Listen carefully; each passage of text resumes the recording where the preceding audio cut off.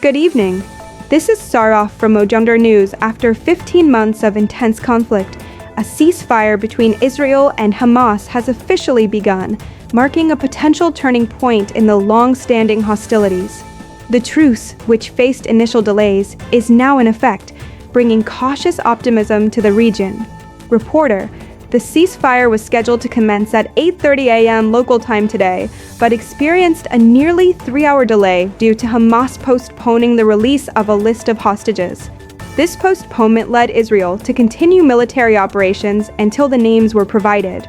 Once the list was received, the ceasefire was initiated, prompting celebrations across Gaza, despite the fragile nature of the truce.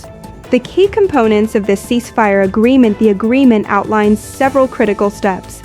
In the initial phase, Hamas is set to release 33 hostages, including British national Emily Damari, in exchange for Israel freeing approximately 735 Palestinian prisoners. Israel has withdrawn troops from the Rafah crossing, allowing humanitarian aid to enter Gaza. Plans include facilitating 600 truckloads of aid daily to assist in alleviating the humanitarian crisis. The truce is structured in phases, with the first lasting 42 days. During this period, further negotiations are expected to address long-term peace and the potential withdrawal of Israeli troops from Gaza. The involvement parties responded to the commencement of the ceasefire. Israeli Prime Minister Benjamin Netanyahu has emphasized that any violation of the agreement by Hamas will be deemed unacceptable and could jeopardize the truce. Despite the ceasefire, there have been reports of continued Israeli airstrikes resulting in casualties, underscoring the fragility of the situation. The broader implications of this ceasefire for the region.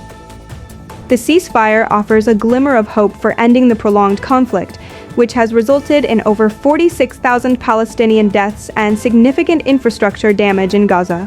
The agreement aims to facilitate peace negotiations and attract international aid for Gaza's reconstruction.